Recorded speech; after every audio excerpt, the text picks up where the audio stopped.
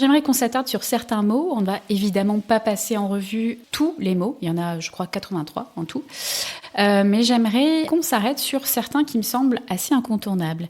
Comment ne pas commencer par le mot philanthropie, qui, on l'apprend, a fait son apparition pour la première fois dans l'essai Dialogue des morts de Fénelon au XVIIIe siècle. Alors il l'a définie comme une vertu douce, patiente et désintéressée, qui supporte le mal sans l'approuver.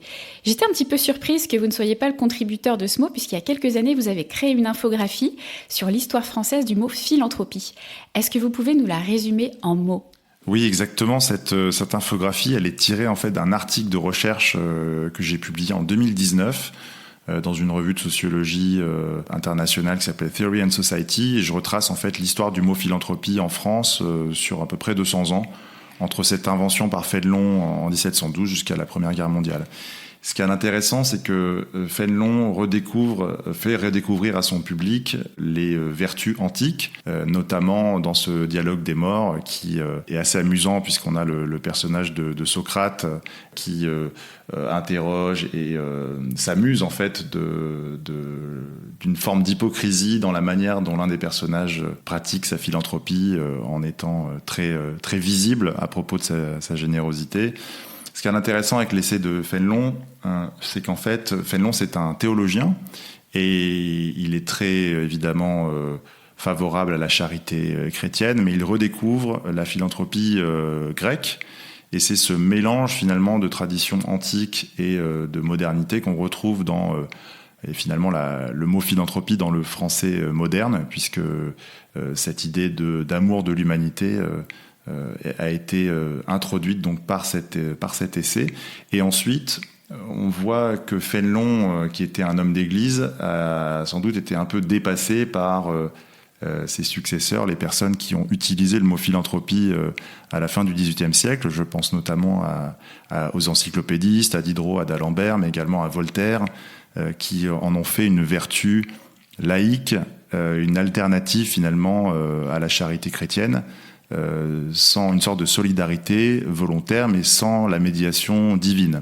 Ce qui a créé scandale, vous l'imaginez, dans une partie de la population catholique, et ça a finalement créé une sorte de division aussi sur le terrain entre des initiatives affiliées aux congrégations religieuses et à l'Église et des initiatives laïques créées par des clubs de philanthropes qui, inspirés par la science, par l'arrivée des premières enquêtes sociales, voulaient aller à la cause du mal plutôt que d'en soigner uniquement les effets, ce qu'ils reprochaient à la charité traditionnelle.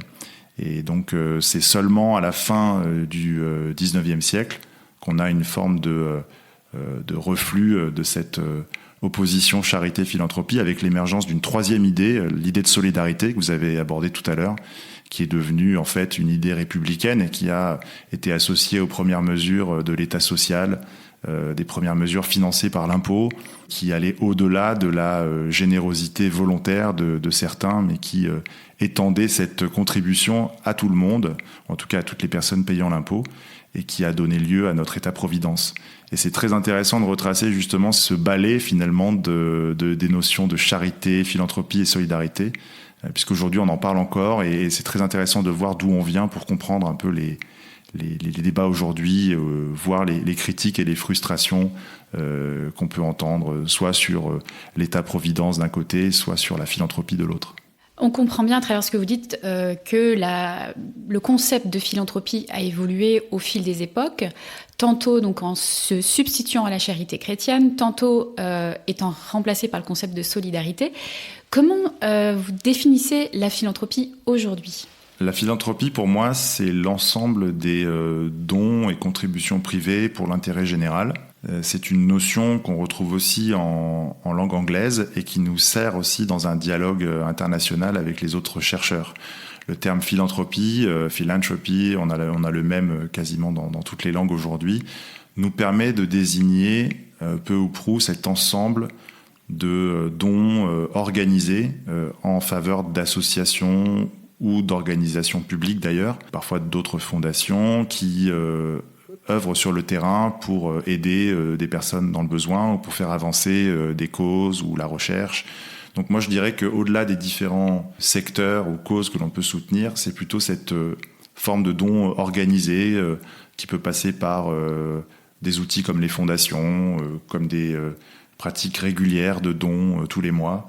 Et c'est ça qu'on essaye d'étudier à la chaire philanthropie de l'ESSEC, mais aussi dans d'autres centres, dans les universités à l'étranger. C'est ces flux de générosité, de dons. C'est aussi la relation entre ceux qui collectent des dons et ceux qui les distribuent ou les fournissent. Et donc c'est intéressant de voir cette relation entre associations ou acteurs de terrain et financeurs, voir comment cette relation évolue. Donc la philanthropie, c'est un peu l'ensemble de ces acteurs et c'est aussi, il ne faut pas l'oublier, l'État et les acteurs publics qui encouragent, contrôlent, interdisent parfois, facilitent avec des incitations fiscales ces pratiques philanthropiques. Et donc c'est tout ce système que moi j'entends par le mot philanthropie.